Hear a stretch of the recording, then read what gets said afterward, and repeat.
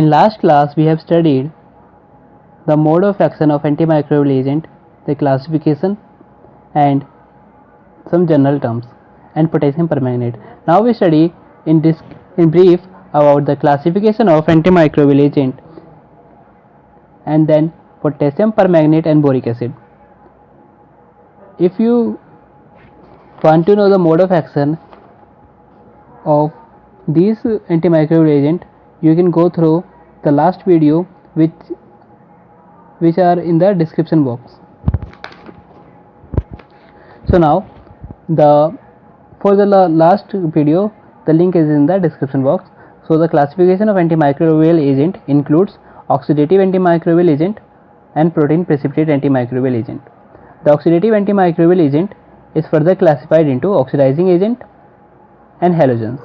The oxidizing agents are hydrogen peroxide H2O2, zinc peroxide ZnO2, sodium perborate NaBO3.4H2O, and potassium permanganate, which we all know KMnO4.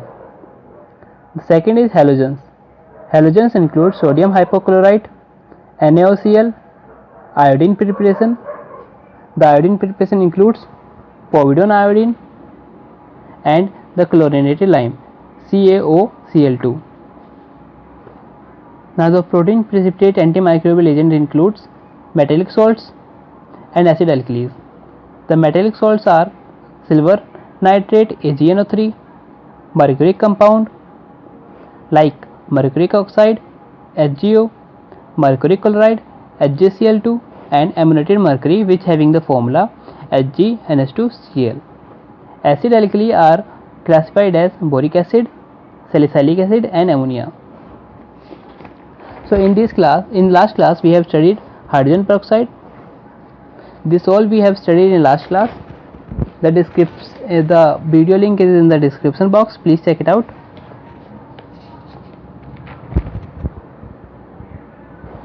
Now we have started potassium permanganate. So the preparation of potassium permanganate is by heating potassium hydroxide with manganese dioxide. This is the potassium hydroxide and this is manganese dioxide. In the presence of an oxidizing agent, this is the oxidizing agent, and what we get? We get potassium manganate. But what we want to get? We want to get potassium permanganate, that is KMnO4, but this is K2MnO4, which is a greenish product. So the conversion of manganate to permanganate by two methods. First is by carbon dioxide and second is by chloride. If we add the carbon dioxide in potassium manganate, what we get? Potassium permanganate, magnesium dioxide, and potassium carbonate.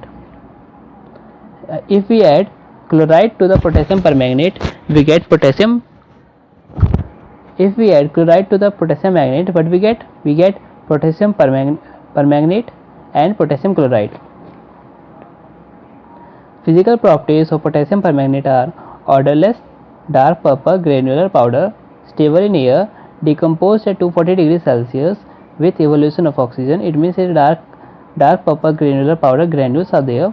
Soluble in water. It is soluble in water.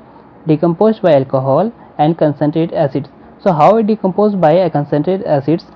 The reaction is here. Here the potassium permanganate with concentrated sulfuric acid, it gives potassium sulfate, magnesium sulfate, water, and 5 moles of nascent oxygen. If we are taking 2 moles of potassium permanganate and 3 moles of sulfuric acid. Now the chemical properties are: potassium permanganate is a strong oxidizing agent. Here the potassium permanganate oxidize iodide to iodate. Here written that the iodide oxidized to iodate by alkaline or neutral solution of KMnO4 if we taking the neutral or alkaline solution of KMnO4. So this is potassium permanganate. This is potassium iodide. This potassium permanganate oxidize this potassium iodide to potassium iodate, and we get magnesium dioxide here. In acidic solution, this is for alkaline or neutral solution, and this is for acidic solution. So iodine is liberated from iodide. This potassium permanganate oxidize this potassium iodide in the presence of sulfuric acid, and we get potassium iodine, and we get potassium sulfate, magnesium sulfate, free iodine, and water molecule.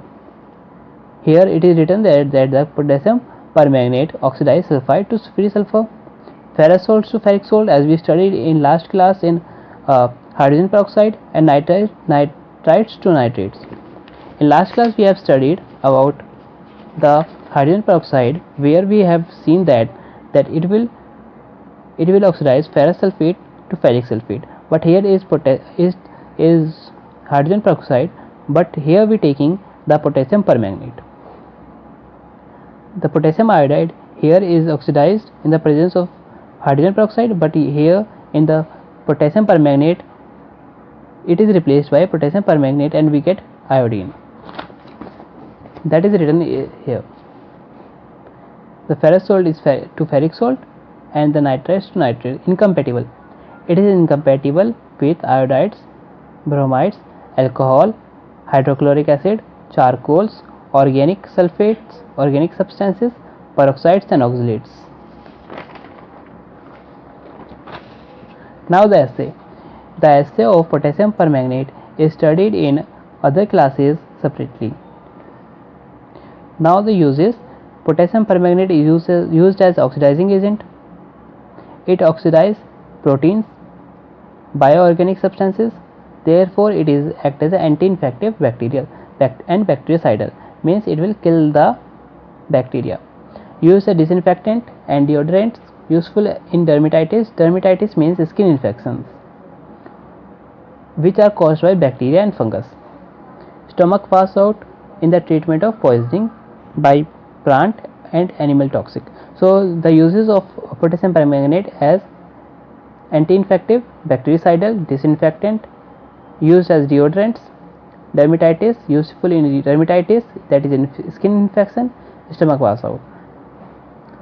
The storage of potassium permanganate is, it should be protected from light and air. Always prepare fresh solution of potassium permanganate. In the labs you get always fresh solution of potassium permanganate. Now we studied about the boric acid. This is the structure of boric acid, where boron is attached with 3 oxygens which are having hydrogen. So the formula is H3, there 3H and 1B and 3O. 1, 2, 3. So preparation by decomposition of borax. The formula of borax is Na2B4O7. In the presence of sulfuric acid, which is concentrated, and water, what we get? We get the boric acid with sodium sulfate.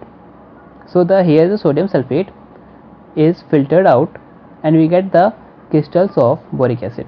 So here written that the hot aqueous solution of borax, this is borax, is treated with concentrated sulfuric acid, this is sulfuric acid, and water, and we get hot solution of boric acid, which is filtered and cooled.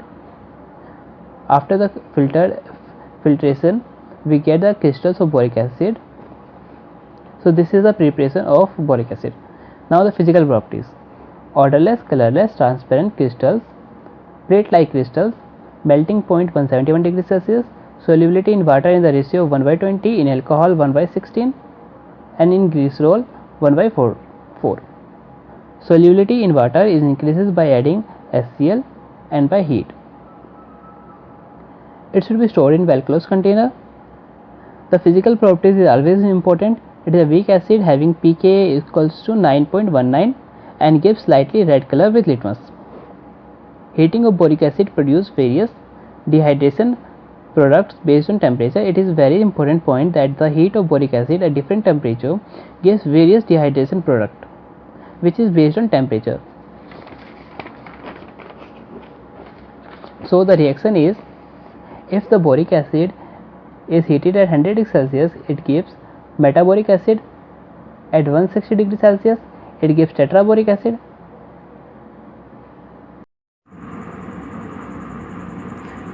Here at more than 200 degrees Celsius, orthoboric acid is converted into boric anhydride, that is B2O3. This is the triprotic nature of boric acid. Now the uses as antiseptic, bacteriostatic, fungistatic, ophthalmic preparation as a buffer, and bacteriostatic eye wash 4.5%. Last is ointment 5% for use as emollient, antiseptic ointment for the treatment of rashes, and also used as a mouthwash. In next class we will study about the chlorinated lime. Thank you everyone, and please subscribe the channel.